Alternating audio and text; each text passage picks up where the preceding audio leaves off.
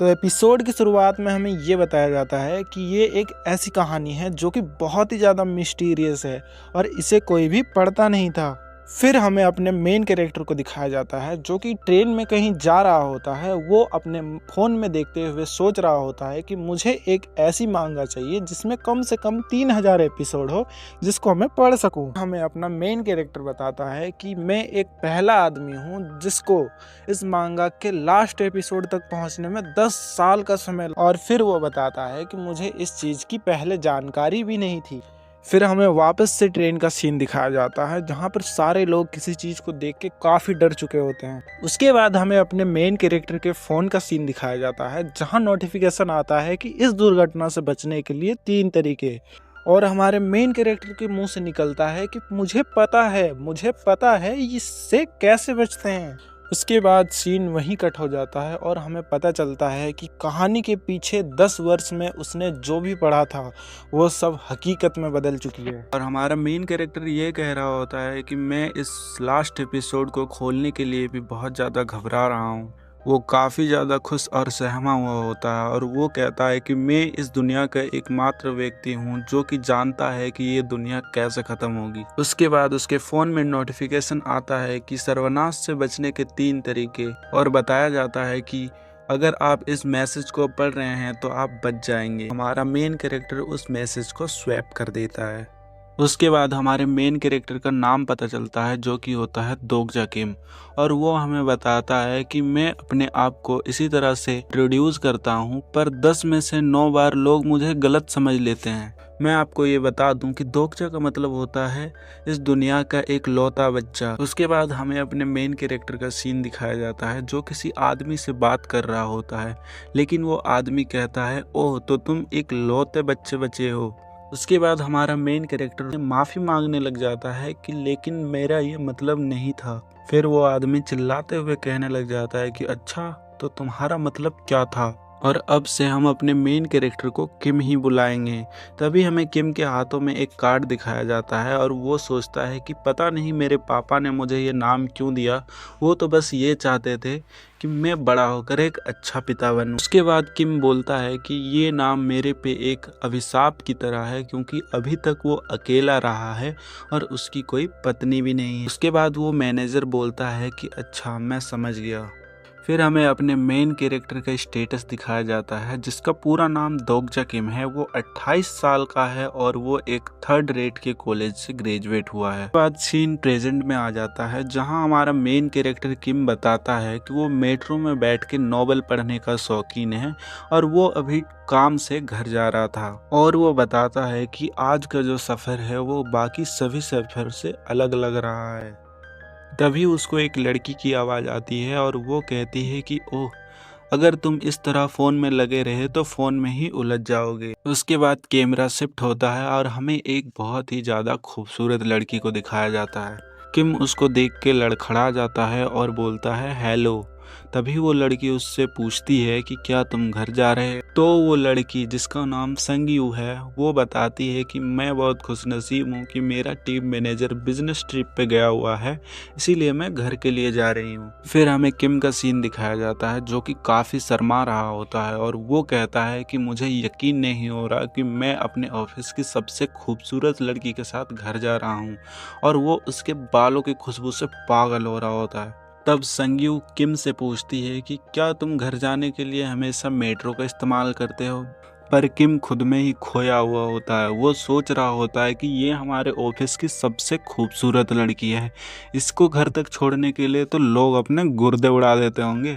तभी किम को होश आता है और वो बोलता है कि हाँ, और वो उससे पूछता है कि क्या तुम बाइक से आते जाते हो? संगयू उससे बताती है कि उसका साइकिल किसी ने चोरी कर लिया है और वो काम की वजह से काफ़ी ज़्यादा ओवर स्ट्रेस भी है, तो वो छुट्टी लेने की सोच रही है। और तभी वो एक दूसरे को देख के मुस्कुराने लग जाते हैं। किम सोचता है कि क्यों ऑफिस के सारे लड़के इसके दीवाने हैं, और वो सोचता है कि खैर मुझे इन बातों से कोई फ़र्क नहीं पड़ता क्योंकि हम दोनों की लाइफ पूरी तरह से अलग है। उसके बाद संगयू अपना फोन निकाल के स्पेनिश में कुछ पढ़ने लग जाता, तो किम उससे कहता है कि तुम पढ़ाई में काफी मेहनत कर रहे हो। तभी संगयू किम से पूछती है कि तुम्हारा क्या, तुम क्या पढ़ रहे हो। संगयू किम के फोन में झांकने लग जाती है। किम के फोन में देखते ही अचानक से बावली हो जाती है और वो कहती है कि मुझे नॉवल बहुत ज्यादा पसंद है और उसके जो फेवरेट राइटर है वो हिनोकामी हाकुरी है। किम को पसीने आने लग जाते हैं। तभी संगयू किम से पूछती है कि तुम्हारा फेवरेट ऑथर कौन है, और किम उससे बताता है कि मैं अगर तुम्हें बताऊं भी तो भी तुम्हें समझ नहीं आएगा। और किम मन में सोचता है कि मैं उससे कभी नहीं बता सकता कि मैं क्या पढ़ रहा हूँ, और वो सोचता है कि ये सही भी है क्योंकि मेट्रो से घर जाते समय ही वो नॉवेल्स पढ़ता है। कि हालांकि मुझे अपने शौक पर कोई गर्व नहीं है, उसके दिमाग में फिर से ये बात आती है कि आज का दिन बाकी दिनों से काफी अलग लग रहा है। ये बात किम कहता है कि लोग कुछ भी कहे, पर किम हमें बताता है कि लोग उसे कुछ भी कहे लेकिन ये नॉवेल उसके लिए बहुत ही ज्यादा खास है। और वो हमें बताता है कि वो इस नॉवेल को तब से पढ़ रहा है जब वो 8th क्लास पे था और जब लोग उसे बुली करते थे। किम हमें बताता है कि जब वो एंट्रांस एग्जाम में फेल हो गया तो उसे 3rd रेट की एक कॉलेज मिली, जिसके कारण उसे मिलिट्री में सेवा देनी पड़ी। और मैं ये आपको क्लियर कर दूं कि जो भी कोरिया में फेल हो जाता है एंट्रांस एग्जाम में तो उसे मिलिट्री में सेवा देनी पड़ती है, मतलब कि वहाँ ज्वाइन होना पड़ता है। फिर किम का सीन दिखाया जाता है जो फोन में देखते हुए बता रहा होता है कि बहुत ही अफसोस की बात है कि ये दुनिया अब खत्म होने वाली है। किम बताता है कि ये नॉवेल अब खत्म होने वाली है क्योंकि वो नॉवेल पढ़ रहा था। और किम बताता है कि उसे पता नहीं था कि इस नॉवेल को पढ़ने में उसे इतना ज्यादा समय लग जाएगा। फिर वो सोचता है कि बस ये मेरे लिए लिखी गई एक नॉवेल थी जिसको मैं पढ़ रहा हूँ। फिर किम बताता है कि ये मेरा फेवरेट राइटर है और मैं इसे सुपर चैट देके थैंक यू बोलना चाहता हूँ, लेकिन फिर वो बताता है कि मेरे लिए तो गुजारा करना भी बहुत ज्यादा मुश्किल है। उसके बाद किम राइटर को एक नोट लिख देता है जिसमें वो उसको थैंक यू बोलता है। किम पूरी तरह फोन में घुसा होता है तुम लोगों की तरह ही। तभी संगयू कहती है कि ओह जरा सोचो, हमने पिछले साल इसी समय ऑफिस ज्वाइन किया था और 1 साल बीत भी गया। सच में ये समय कितनी जल्दी बीत जाता है। किम फिर से लड़खड़ा जाता है और सोचता है कि शायद मुझे ये टॉपिक चेंज करना चाहिए। तभी संगयू कहती है कि हाँ, तभी हमें पता नहीं था कि हम क्या करने जाते हैं। तभी किम बोल पड़ता है कि हाँ, किम कहता है कि हाँ, हमारे कॉन्ट्रैक्ट्स भी बहुत जल्दी पूरे हो रहे हैं। तभी किम को याद आता है कि संगयू को अपने काम के लिए पिछले महीने ही प्रमोट किया गया है। किम उसको कॉन्ग्रेचुलेशन बोलता है और माफी भी मांगता है देर से कॉन्ग्रेट्स करने के लिए, और वो कहता है कि शायद मुझे भी कोई विदेशी भाषा सीखनी चाहिए। तभी संगयू कहती है कि नहीं, कोई बात नहीं, और अभी तक उसने अपना कॉन्ट्रैक्ट पूरा भी नहीं किया है। किम तभी सोचता है कि मैं ये मानना तो नहीं चाहता लेकिन संगयू बहुत ही ज्यादा अच्छी है। किम सोचता है कि मैंने अभी तक कोशिश ही नहीं किया, और संगयू ने अपनी पूरी कोशिश की और अब वो कंपनी के टॉप पोजीशन को होल्ड करके बैठी है। फिर किम सोचता है कि अब से वो भी पूरी तरह से मेहनत करेगा, और वो कहता है कि उसे अपनी लाइफ को खुद से बेटर बनाना है। तभी संगयू किम से कहती है कि तुम बहुत इंस्पायरिंग हो, और वो भी बहुत ही ज्यादा जोश में आ जाती है और वो कहती है कि अब से वो भी उसके लाइफ को काफी ज्यादा बेटर बनाएगी। और किम सोचता है कि चलो कम से कम इसकी बातें तो बंद हुई।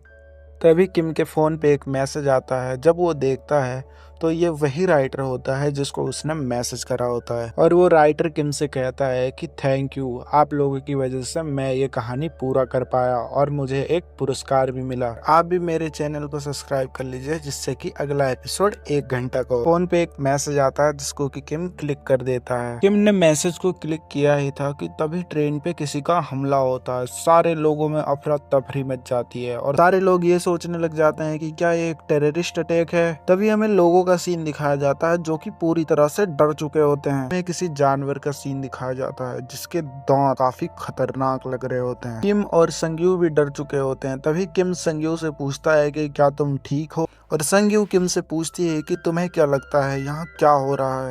किम अभी भी अपने फोन पे देख के शॉक हुआ होता है।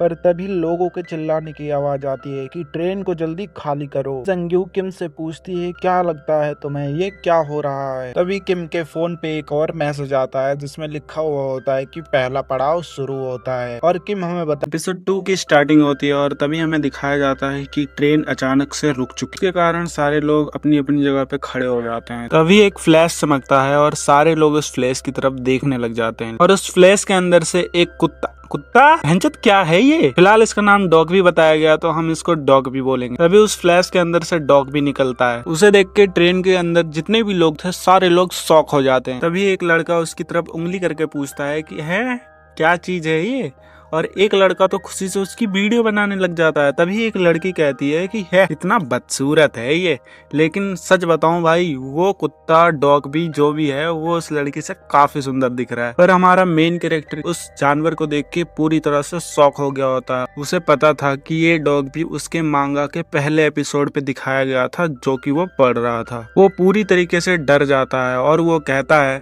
कि इम्पॉसिबल, ये डॉग भी पूरी तरह से मेरे सामने है। पर किम इस सच्चाई को नकार भी नहीं सकता था। तभी संग्यू बोलती है कि लगता है ये स्पेनिश भाषा बोल रहा है और क्या मुझे इससे बात करना चाहिए। तभी किम उससे कहता है कि तुम्हें तो पता भी नहीं है ये चीज क्या है और क्या तुम इससे पैसे उधार मांगने वाले हो। तभी डॉग भी चिल्लाता है और कहता है कि क्या अब तुम सब सारे मुझे सुन सकते हो। तभी एक बंदा हमारे भी से एटीट्यूड में बोलता है कि क्या तुम कोई फिल्म बना रहे हो, मुझे भी अपने ऑडिशन में जाना है। तभी डॉग भी उस बंदे से पूछता है कि क्या तुम्हारा ऑडिशन है और वो उससे सॉरी बोलता है। डॉग भी कहता है कि सारे लोग शांत हो जाओ, मुझे तुम सबसे कुछ जरूरी बात करनी है। तभी एक बंदा चिल्लाते हुए पूछता है कि तुम हमारे साथ ऐसा नहीं कर सकते, जल्दी से ट्रेन को स्टार्ट करो। तभी एक और आदमी उसका साथ देते हुए कहता है कि हम पहले से बहुत ज्यादा लेट हैं और तुम हमारे समय की भरपाई नहीं कर सकते। तभी एक छोटी बच्ची उसको देखते हुए कहती है कि मम्मी क्या ये एक कार्टून है। तभी मेन कैरेक्टर किम कहता है कि मुझे पता है कि ये कहानी कैसे आगे बढ़ेगी और मुझे इन लोगों को रोकना पड़ेगा। पर अब भी किम शौक में होता है। तभी संग हिलने लग जाती है और किम उससे रोकते हुए कहता है कि संग हिलना मत। तभी डॉग भी का सीन दिखाया जाता है जो अपने सर पे हाथ मारते हुए कहता है कि बहुत हुआ, तुम लोग बहुत शोर मचा रहे हो। डॉग भी अपने एग्रेसिव लुक में आते हुए कहता है कि चुप हो जाओ और वो उस ऑडिशन वाले बंदे का सर चबा जाता है। तभी 2 मिनट के लिए पूरा ट्रेन शांत हो जाता है और हमें उस बंदे के सर का सीन दिखाया जाता है जहां से खून पिचकते हुए केचप की तरह निकलता है। तभी किम का सीन दिखाया जाता है जिसके भी पसीने आ गए होते हैं और वो कहता है कि मुझे ये मानने में बहुत एनोइंग लग रहा है पर ये कोई सपना नहीं है, मुझे ये मानना ही होगा। तभी डॉग भी चिल्लाते हुए कहता है कि तुम लोगों ने अब तक बहुत अच्छी जिंदगी जी ली, तुम लोग फ्री का खाते थे, तुम लोग फ्री सांस लेते थे और तुम लोग काफी अच्छी जिंदगी जीते थे।